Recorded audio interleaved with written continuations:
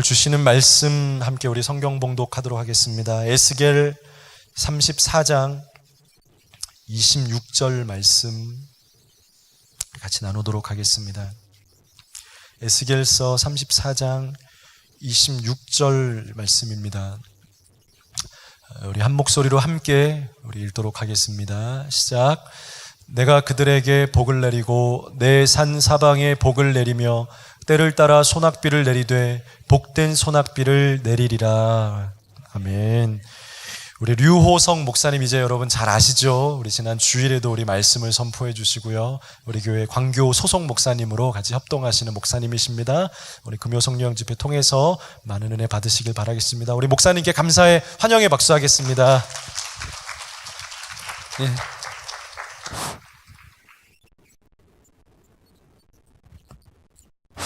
네, 감사합니다. 금요 성령 집회에 오신 여러분들을 환영하고 축복합니다.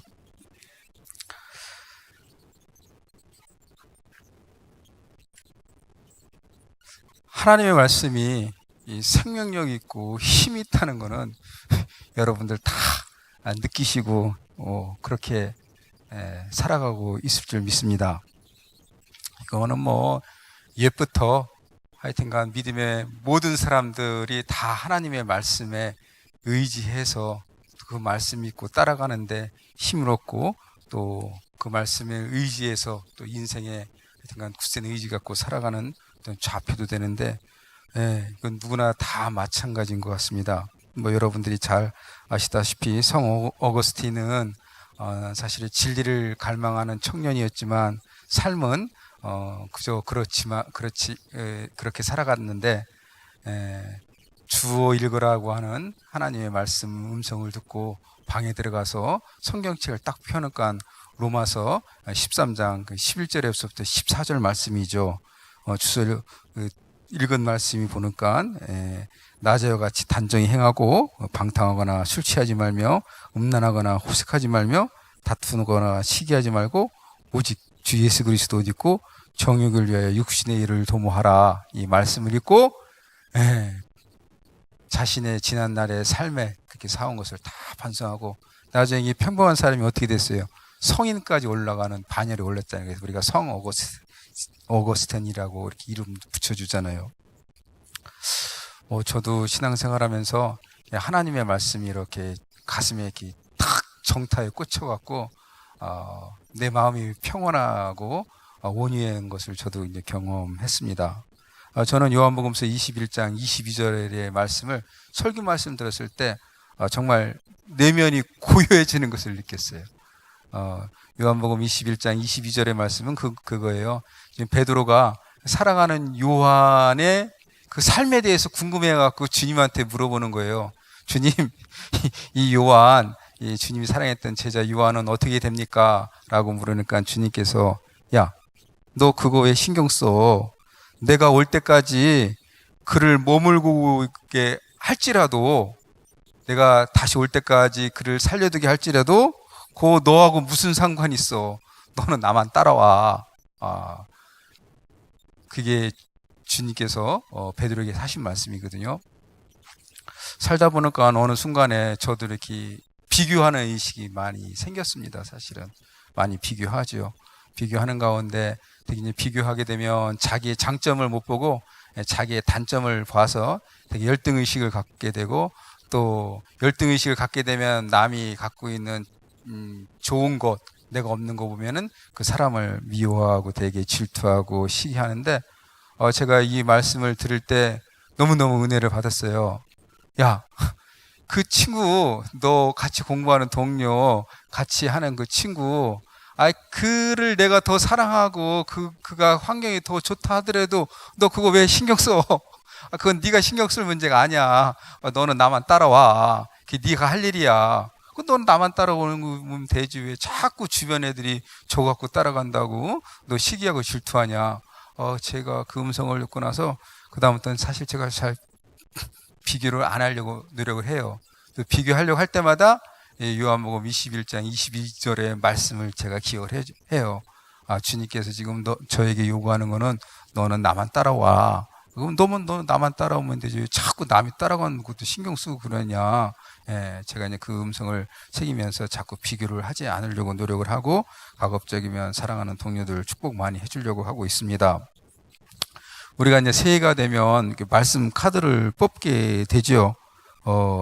그 새해의 말씀 카드를 뽑게 되는데, 그 말씀 카드를 뽑게 되면은 그 말씀 카드를 통해서 하나님의 말씀을 의지해서 한 해 이렇게 살아가라고 하는 그런 소망을 갖게 되면서 저희가 말씀 카드를 뽑습니다. 여러분들은 올해 어떤 말씀 카드를 뽑으셨습니까? 저는 올해 그 말씀 카드 에스겔서 34장 26절 오늘 봉독한 저희의 말씀을 제가 뽑았습니다. 뽑고 나서 사실 너무나 기쁘고 즐거웠어요. 저희 교회 그 말씀 카드가 이게 핸드폰에 탁 집어 넣을 수 있게끔, 수시로 볼 수 있게끔 이게 또 이쁘게도 잘 만들어졌습니다. 그 말씀이 아까 우리가 읽은 것처럼 내가 그들에게 복을 내리고 내 산 사방에 복을 내리며 때를 따라 소낙비를 내리되 복된 소낙비를 내리라는 그 말씀입니다. 제가 뭐에 이렇게 꽂혔냐면은 소낙비를 주신대요, 하나님이. 이 말씀이 너무너무나 은혜되는 거예요, 저에게. 소낙비를 주신다니까는, 제가 사실 하나님이 올해 저한테 진짜 이 소낙비는 진짜 소낙비를 의미해요, 사실은. 소낙비를 주신다고 하니까는 제 이 말씀을 뽑고, 이게 올해 내 인생과 관련되어 있구나. 그래서 제가 사실 기쁜데, 제가 한 10년 동안은 교회 사역하면서 이 봄, 여름 되면은 비를 달라고 하나님께 기도를 참 많이 했어요. 왜냐하면 여러분도 아시다시피 우리가 어느 순간에 기후가 이상기후가 왔어요. 그래서 비를 달라고 많이 간구합니다. 아버지 하나님, 이거 비 안 주시면 우리 다 타 죽어요. 다 타 죽어요. 아버지 비를 주셔야죠. 이게 좀 식혀 주셔야지 우리가 이 더위에서 우리가 해방되지 않습니까? 아버지 너무 덥습니다. 비를 주시옵소서. 제가 기도를 많이 한 것 같아요. 또 여름 되면 너무나 또 홍수지면은 아버지 비를 너무 많이 주셔서 우리가 지금 고통을 받고 있잖아요. 쬐게만 주세요, 아버지. 그런 기도를 많이 한 것 같습니다. 그리고 한 3년 전부터는 실질적으로 비를 달라고 제가 기도를 많이 하고 있습니다. 그 이유는 제가 농사를 짓습니다. 무슨 농사를 짓냐면, 제가 지난주 우리 주일에도 잠깐 얘기했듯이 제가 지금 나무 농사를 짓고 있습니다. 제가 저희 학교 학생들에게 교육 환경 여건을 개선해 주기 위해서 캠퍼스를 좀 이렇게 변화를 주려고 노력하고 있습니다. 학교가 산 중턱에 있어서 참 아름답습니다. 저희 봄이면 지금 철쭉하고 연산홍이 꽃이 피어서 상당히 아름답습니다. 가을이면 이렇게 단풍이 들어서 또 상당히 아름다운데, 지나면서 불현듯 학교에 유실 수가 없는 거예요. 유실수가. 가을이 되면 그래도 열매 좀 맺히고 그런 걸 보면서 내가 올해는 무엇을 위해서 이렇게 인생을 살았을까? 어떤 열매를 맺을까? 뭐 이런 고민을 좀 필요한데 대추나무 딱 한 그루만 있는 거예요. 그래서 이거는 조금 교육 환경을 위해서 뭔가 좀 바꿨으면 좋겠다는 그런 생각이 들었습니다. 그러는 가운데 광주 산림조합에 이렇게 의뢰를 해보니까는 저희 이 광주 지역에 이렇게 적합한 유실수가 제가 소개받았습니다. 뭐 대추나무도 소개받고 이제 밤나무도 소개받고, 그런데 또 특별한 게 이렇게 매실나무가 이렇게 잘 자란다는 거예요. 저희 광주 지역에는. 딱 보니까는 전남 광양이 이렇게 또 생각이 나더라고요. 광양에 매화 축제 하시는 거 아시죠? 그 동네가 다. 그래서 제가 텔레비에서 그것을 보고 그래, 우리 학교에 보면은 매화꽃이 활짝 펴갖고 매화 축제를 하고, 또 가을에는 유실수 많이 열려서 학생들로 하여금 우리가 좀 더 이렇게 삶을 하나님 앞에 좀 이렇게 진솔하게 생각해보자 해갖고 제가 나무를 지금 사실 많이 심고 있습니다. 올해도 한 10주 정도 심었고요. 그 3년 전부터 해서 저희 학교에 지금 그 매화나무가 지금 한 300여 그루 있고 뭐 등등 있어서, 이 묘목을 갖다가 심어 놓으니까 이게 비가 와야 돼요. 비가 안 오면 다 말라 죽어요. 그러니 나무 심고 나서 이게 하나님께 비 달라고 많이 하고, 또 비 안 주면 어떻게 해요? 응급처치로 물을 이렇게 갖다가 이제 주는데, 그게 이게 이제 쉽지가 않더라고요. 그래서 사실 비를 달라고 많이 간구하고 있고 하는데, 올해 하나님께서 주신 말씀, 때를 따라 이게, 예? 소낙비를 주시고, 그것도 복된 소낙비를 준다니까는 제가 얼마나 기쁘겠어요. 예? 제가 지금 사실은 올해 하나님께서 이 말씀을 통해서 저에게 이루어지실 것을 생각하니까 제가 사실 흥분되고 되게 기뻐요. 이렇게 또 그러니까 얼마나 제가 이 말씀의 은혜가 있겠어요. 예, 그러면서 살아가고 있습니다.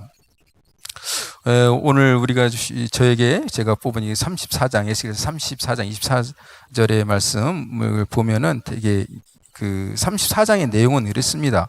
34장은 1절에서 10절 보면은 거짓 목자에 대한 경고가 나오고, 11절부터 사실 22절까지는 이스라엘의 참된 목자시는 하나님이다. 그 다음에 23절부터 25절까지는 하나님께서 다윗 왕을 통해서 새로운 언약을 맺으시고, 새로운 언약을 맺으실 백성들은 26절에 이런 복을 누린다는 거죠. 사실 다윗 왕을 통해서 화평의 언약을 갖다가 에스겔이 지금 이룬다고 하는데, 화평의 언약은 예레미야 선지자의 말로 하면 또 새로운 언약이에요. 하나님께서 이제 이스라엘 백성과 이제 새로운 언약을 맺으시고, 그 새로운 언약을 맺고 이룰 주실 복에 대한 것이 그 지금 제가 올해 뽑은 26절의 말씀인데, 사실 이 새 언약은 예수님께 오셔서 성취를 하신 것이죠. 우리가 예수님 안에 우리가 새롭게 관계를 갖게 되면은 하나님께서 우리에게 이제 그 복을 주신다는 그런 말씀입니다. 이를 통해서 저희가 한번 생각해 보는 것은, 하나님께서 저희들에게 그 축복하기를 원하신다는 것이죠. 내가 그들에게 복을 내리고 내 산 사방에 복을 내린다라는 것은, 하나님은 우리에게 조건 없는 복을 주십니다. 사실은 창세기 1장 28장을 읽어보더라도 사람을 창조하시고 제일 먼저 하신 것이, 내가 너희들에게 복을 주고 생육하고 번성하고 땅에 충만하라, 복을 주십니다. 하나님은 우리에게 복 주시기를 즐거이 하신다는 거죠. 또 아브라함도 그렇습니다. 아브라함이 뭐 하나님을 잘 믿었다 뭐 그런 얘기 없고, 하나님을 갈대아 우르에서 불러내신 다음에 아브라함에게 대본 너로 큰 민족을 이루고 내게 복을 주어 내 이름을 창대하게 하고 내가 복이 될지라, 이렇게 말씀하고 있습니다. 우리의 인생 여정은 사실은 다 하나님의 은총 속에 살아가고 있는 것입니다. 하나님의 은총이 있고 하나님이 복을 주시니까 우리가 이 땅에서 살아가는 거죠. 또 사실은 또 때가 돼서 주님의 품에 가는 것도 우리의 또 축복입니다. 사실은 왜냐하면 또 영원하신 주님을 만나는 기쁨의 축복이기 때문에 우리는 사실 이 땅에 살아도 복이고 주님 품에 가도 축복의 인생이 있습니다. 뭐 성경에 말하기를, 우리가 그럼 이 땅에 오기 전에 우리는 어디 있었는가? 주님의 품 안에 축복의 은혜 속에 있다가 이 땅에 왔고, 또 때가 되면 주님의 품으로 가는 그 복의, 말하자면 연속된 과정이 저희의 삶인 것 같습니다. 복이라고 하는 것은 우리 모두에게 사실 주어지는 것이죠. 우리 모두에게 주어지고, 착한 사람이나 또 사실 또 예수를 믿지 않고 또 악한 사람이라도 하나님은 복을 줘서 그 사람이 회개하고 돌이켜 오기를 바라는 마음으로 계속해서 은총의 복을 내려 주시고 있습니다. 그 가운데 특별히 하나님 말씀을 더 잘 믿는 자들에게 주시는 복이 레위기 26장 또한 신명기 28장에 보니까 그게 이제 비에 관한 거더라고요. 비는 하나님 말씀을 따를 때 하나님께서 주시는 그 조건으로 비를 내려 주십니다. 비를 왜 내려 주시냐면은 이제 이스라엘 백성이 가나안 땅에 들어가서 정착하게 되면은 이제 유목도 하지만은 농사를 짓게 됩니다. 농사의 가장 필수적인 것이 비입니다. 그러니까 하나님께서 너희들이 우상을 섬기지 않고 나의 말씀을 지키고 나를 섬기면 그에 대한 대가로 너희에게 비를 내려 주신다는 것입니다. 비를 갖다 이렇게 살펴보니까는 비가 갖고 있는 이게 여러 가지 상징적 의미가 참 많이 있더라고요. 비는 사실 정결의 의미로도 많이 사용합니다. 정결의 의미로 하나님께서 이 땅에 사람들이 생각하는 것이 하도 악하니까는 40주 40야를 갖다 비를 갖다 왕창 내려서 갖고 정결하게 하셨죠. 노아의 방주에 들어간 것을 제하고는 땅의 모든 것을 다 쓸어버리셔서 세상을 정결케 하신 거죠. 또 세례 요한의 물도 정결의 의미입니다. 세례 요한으로부터 세례를 받음으로 물 세례를 받음으로 죄의 사함을 받는 그 정결함의 축복을 받는 것이죠. 또 비를 보니까는 재앙의 의미도 있습니다. 재앙. 그게 뭐냐면은 하나님께서 비를 안 내려주시는 거죠. 특별히 이게 아합 왕 때 아합이 우상 숭배를 하니까는 그걸 보고 엘리야가 기도를 하니까 3년 반 동안 하늘에 하나님께서 문을 닫으셔서 비를 안 내려주신 거죠. 비를 안 내리니까 어떻게 땅에는 기근과 흉년이 오게 되고 엘리야가 다시 하나님께 진심으로 기도하니까는 하나님께서 이제 비를 내려 주십니다. 재앙의 의미가 있습니다. 또 비에는 어떤 의미가 있냐면 보니까 이별이나 슬픔의 의미가 또 담겨 있습니다. 그래서 되게 연인들이 헤어질 때 비 오는 날 많이 헤어져요, 그죠? 비 오는 날 많이 헤어지고 뭐 이거는 우리 잘 아는 황순원 선생님이고 소낙비 같은 경우도 뭐 그런 의미가 있는데 이 소낙비를 통해서 어린 소녀가 만났지만은 결국 그걸 통해서 소년이 떠나가게 되는 아픔을 겪는 그거 있고 또 보니까는 비 올 때 우리 뭐 여기 분들 대충 보니까 그 노래 좀 잘 아시는 건 잃어버린 우산이라고 하는 노랫말이 있습니다. 1982년에 이거 대학가요제에서 나온 건데 뭐죠? 안개비가 하얗게 내리던 밤 그만 부려야겠어요. 제가 더 부르면은 제가 우리 가수로 데뷔해야 될 것 같아요. 그건 아니고요. 제 처가 더 이상을 하지 말라고 신신당부를 했어요. 결국 뭐 그 잃어버린 우산에 등장하는 안개비도 보면은 결국 여인과 헤어짐이었다는 것을 이렇게 슬픔을 담겨져 있습니다.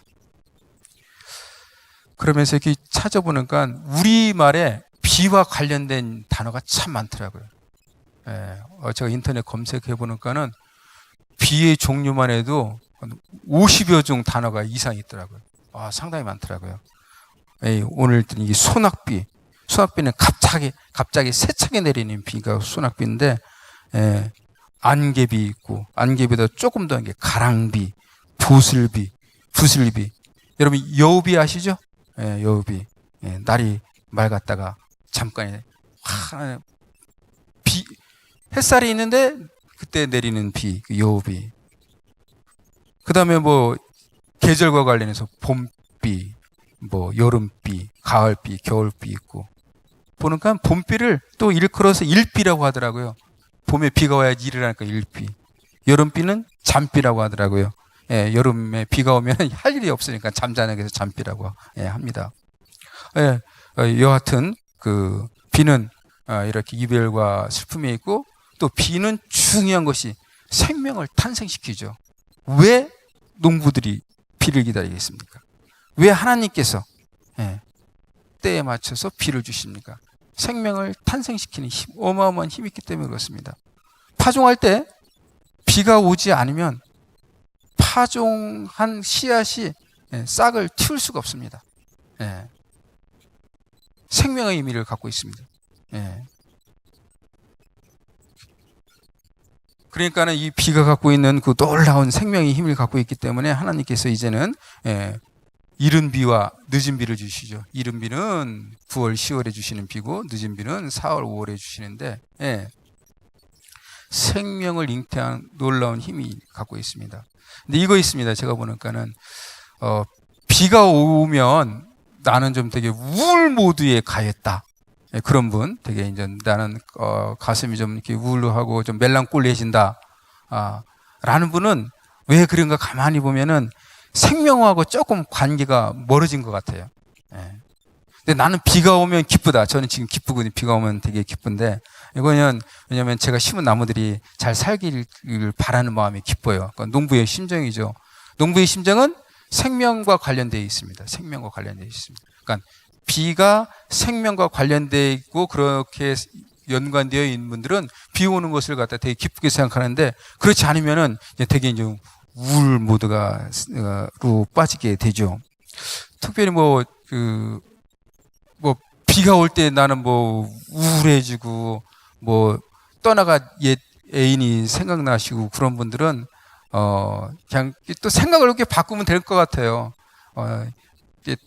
떠났으니까는 또 우리는 또 새로운 만남을 또 생각하면 기쁠 것 같아요.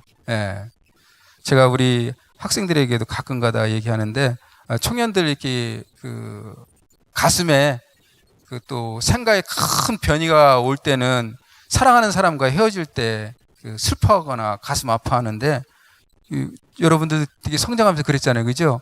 그런데 야 떠나간 걸 슬퍼하지 말고 다시 만날 걸 기대하라. 그럼 기쁘단다. 헤어지게 되면은 또 술집에 가서 두꺼비 까고 그거 마시지 말고 하나님께 감사의 예물로 감사원금 드려라. 아버지 하나님, 새로운 창조를 위해서 새로운 사람을 만나게 해주신 그 놀라운 기쁨에 감사드립니다. 이렇게 해라 얘기하는데 글쎄요. 여하튼 이렇게 생명과 새로운 것에 기대되면 기쁘고 흥분이 되죠. 자, 그런데 하나님께서 이 복을 주시면서 비를 주시는데 어떤 비를 주시냐면 저한테 복된 소낙비를 준다는 거죠. 복된 소낙비. 비가 오더라도 파종할 때는 안 오고 씨앗이 다 말라갖고 죽은 다음에 비 억수로 온다 해갖고 그 다음에 그 비가 무슨 의미가 있겠어요? 이 비가 오더라도 시기 적절할 때 와야 되죠. 복된 비라는 것은 시기 적절할 때 내려준다는 것입니다. 하나님께서 올해 저에게 정말 복을 주시면서 때를 따라 소낙비를 내려주시는데 복된 소낙비를 주신다는 거죠. 그러니까는 하나님께서 저에게 시기적절할 때 은혜의 선물을 저에게 주신다는 거죠. 제가 이 말씀 의지하면서 지금 살아가고 있습니다. 자, 이 말씀을 통해서 결국 하나님께서 저에게 주시고 또 여러분들에게 주시는 그 의미는 뭘까 생각해 보니까는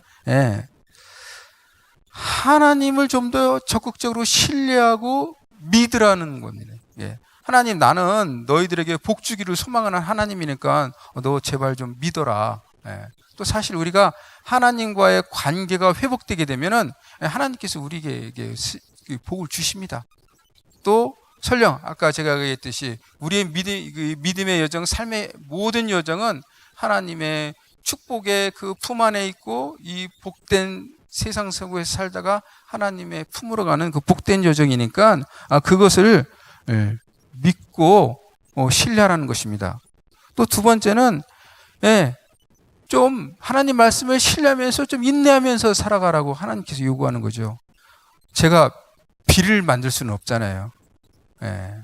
제가 놀라운 능력을 발휘해서 물론 인공 강우를 지금 사람들이 만들려고 하고 있지만은 저 비 자체를 만들 수가 없고 그냥 시기적절하게 기다리게 되면 복을 주시는 거죠. 기다리면 된다는 거죠. 살펴보면 삶에 많은 고통 속에 있을 때 그저 참고 견디면은 그것이 조금 있다는 이렇게 사실 복으로 오는 경우를 우리가 이렇게 종종 경험합니다. 저도 지난날 이렇게 제 삶을 돌아보니까는 힘들고 어려운 시절이 결국 지나가니까 그게 다 축복이 됐더라고요. 그래서 제가 아마 그래도 여기 이 자리에 있는지 모르겠습니다. 그 고난의 시기를 제가 잘 견디지 못했으면은 저기 할 텐데, 여하튼 고난의 시기가 오더라도 이렇게 기대하고 기다리고 이렇게 넘어가면은 그것이 다 하나님 복으로 다가온다. 또 더불어서 결국 제 인생을 돌이켜 보면은 여기 복된 소낙비처럼 하나님께서 인도하신데 맞춤형으로 인도하신다. 하나님이 제 삶을 제게 자꾸 이렇게 보니까는 시기적절할 때 하나님께서 거기에 보내셨고 보니까는 맞춤형으로 제 삶을 저는 인도하고 있는 것을 믿고 있습니다. 여러분도 마찬가지일 것 같습니다. 하나님 말씀을 의지하고 살아가면은 힘이 있습니다. 희망이 있습니다. 기쁩니다. 여러분 그러시죠? 또 그러는 가운데 우리가 하나님을 우리에게 복 주시기를 기뻐하시고 소망하는 하나님을 신뢰하고 그분은 또 복을 주시는데 복의 형태는 여러 가지 있을 수가 있어요. 여러 가지가 있는데 때를 따라 비를 주시지 때를 따라 시기적절하게 여러분들에게 복을 주실 것입니다. 그때까지 참고 기다리시면 될 것 같습니다. 그 다음에 복된 소낙비를 주신다는 거죠. 우리 인생을 맞춤형으로 하나님의 인도하심과 계획하심 속에서 그분께서 우리의 삶을 이끌어가고 인도하신다는 것이죠. 여러분들도 그 하나님을 믿으시고 또 여러분께서 뽑은 그 하나님 말씀 신뢰하면서 벌써 5월 지나 중순이지만 그 6월 한 7개월 정도 힘있고 복되고 힘차게 살아가시기 바랍니다. 기도하겠습니다. 아버지 하나님, 주님의 말씀을 의지하면 정말 우리에게 놀라운 생명과 힘이 있습니다. 우리가 하나님 말씀 더 신뢰하게 도와주시옵시고 또 주님께서는 우리에게 늘 복 주신다는 것을 우리가 기억할 수 있도록 인도해 주시옵소서. 때를 따라 우리에게 소낙비를 내려주시고 또 복된 소낙비를 내려주시는데 우리의 삶에 필요한 것들 때때로 주시고 가장 또 중요할 때 채워주신다는 것을 믿고 확신하게 도와주시고 우리의 인생 여정을 하나님의 계획하심과 인도하심 가운데 이끌어간다는 걸 저희가 믿고 확신할 수 있도록 인도해 주시옵소서. 감사드리며 예수님의 이름으로 기도드립니다. 아멘.